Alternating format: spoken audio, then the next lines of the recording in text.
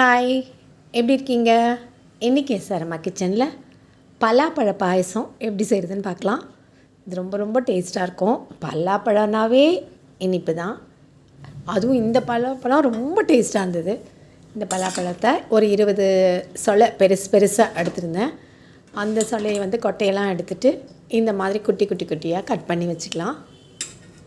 அதுக்கப்புறம் என்ன செய்யலாம் அப்படின்னா, ஒரு பேனில் தண்ணி ஊற்றி நல்லா கொதிக்க வைக்கலாம். கொதிக்க வச்சுட்டு கொதிச்சிட்ருக்கும்போதே ஜவ்வரிசி இருக்குல்ல, ஜவ்வரிசி அது ஒரு 200 கிராம், அதாவது ஒரு கப்புக்கு கொஞ்சம் கம்மியாக அதை போட்டு நல்லா வேக வச்சிடலாம். நல்லா அந்த ஜவ்வரிசி நல்லா வெந்துடணும். அதாவது முத்து முத்தாக தெரியக்கூடாது, அப்படியே பழன்னு அப்படி கண்ணாடி மாதிரி ஆயிடணும். அந்த பக்கம் தான் அது வெந்துருச்சுன்னு அர்த்தம்.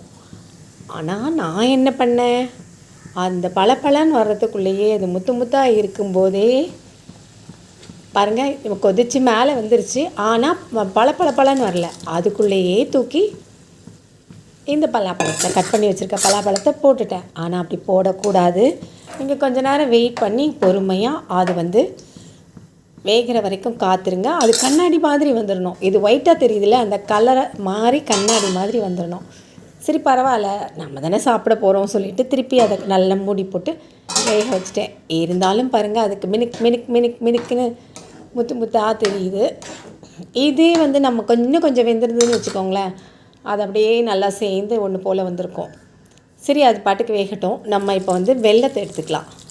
வெல்லம் 200 கிராம் போதும். ஏன்னா இது ரொம்ப இனிப்பு. ஏற்கனவே நம்ம இனிப்புக்கு தகுந்த மாதிரி கூட்டி குறைச்சி வச்சுக்கலாம். இதை தண்ணி ஊற்றி கொதிக்க வைக்கலாம். இது பாகுப்பதெல்லாம் தேவையில்லை, சும்மா கரையிறதுக்காக தான். இது என்ன கருப்பாக இருக்குதுன்னு பார்த்தீங்களா, இந்த வெல்லத்தோட கொஞ்சம் கருப்பட்டி போட்டேன். எனக்கு ஒரு ஆசையாக இருந்தது, இந்த ஃப்ளேவரை சேர்ந்தால் எப்படி இருக்கும்னு சொல்லிட்டு சரி கொஞ்சம் கருப்பட்டி போட்டேன். இப்போ இது நல்லா கரைஞ்சி வருது, நல்லா கொதித்து வருது. எல்லாம் கரைஞ்சதுக்கப்புறமா இதை ஃபில்ட்ரு பண்ணி எடுத்து வச்சுக்கலாம். எல்லாம் தூசி எதுவும் இருக்கக்கூடாது அப்படிங்கிறதுக்காக தான் அதை வடிகட்டி எடுத்துக்கலாம். மற்றபடி பாகுப்பதமோ எதுவுமே தேவையில்லை. கரையிற வரைக்கும் நம்ம வச்சுருந்து நம்ம எடுத்துக்கலாம். மண்ணுன்னு இருந்ததுன்னா அதை இந்த மாதிரி வடிகட்டி எடுத்துக்கலாம். இப்போ இந்த வெள்ளை கரைசல் ரெடியாக இருக்குது. அடுத்தது தேங்காய் பால் எடுக்கணும்.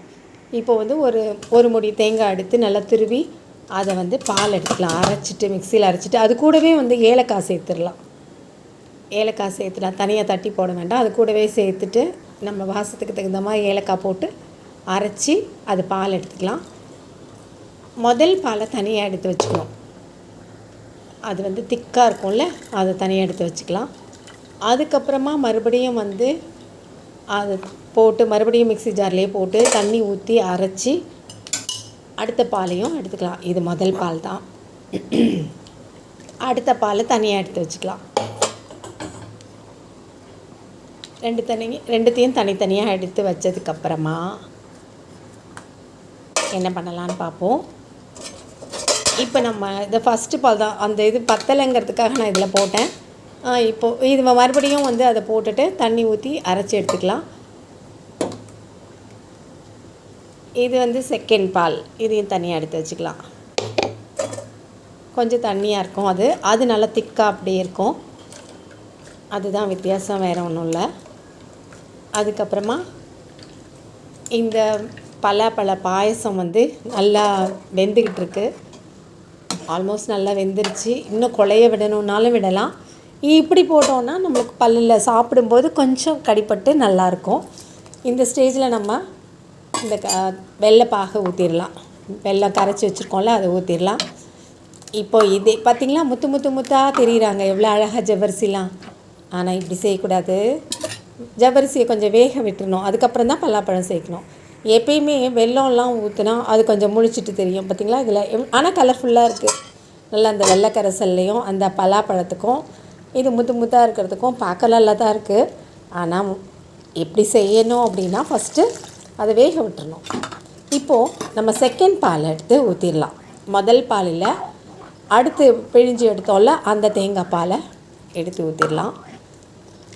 இப்போவே நல்ல கமன்னு வாசனை வருது. ஏற்கனவே பலாப்பழம் இருந்தால் அவ்வளோதான், கேட்கவே வேண்டாம், வாசம் அப்படியே மூக்கை தொலைக்கும். அதோட இந்த ஏலக்காய் இதெல்லாம் தேங்காய் பால்லாம் ஊற்றினோடனே அகும்முன்னு ஒரு வாசனை இருக்குது. இப்போவே எடுத்து குடிக்கணும் போல் இருக்குது.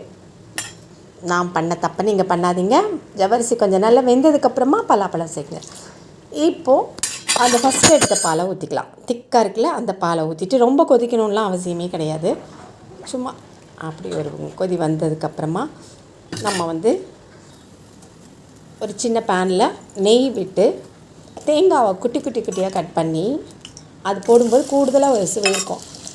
என்ன வேணாலும் சேர்த்துக்கலாம். முந்திரி பருப்பு, தேங்காய், பாதாம் என்னென்ன வேணுமோ நம்மளுக்கு சேர்த்துக்கலாம், நல்லாயிருக்கும். நான் இப்போ தேங்காவும் முந்திரி பருப்பும் சேர்த்துக்கிறேன். தேங்காய் நல்லா நெய்யில் பொரிஞ்சிடணும், அப்போ தான் நல்லாயிருக்கும். அதே மாதிரி இதுவும் நல்லா செவந்து வரும்போது அது பல்லில் கடிப்படும்போது ரொம்பவே நல்லாயிருக்கும். அந்த பாயசம் ரொம்ப டேஸ்ட்டாக இருக்கும்.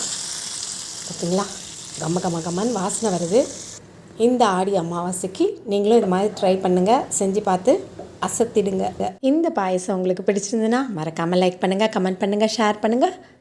இன்னும் எஸ்ஆர் அம்மா கிச்சனை சப்ஸ்கிரைப் பண்ணாதவங்க உடனே சப்ஸ்கிரைப் பண்ணுங்கள். மீண்டும் சந்திப்போம். நன்றி, வணக்கம்.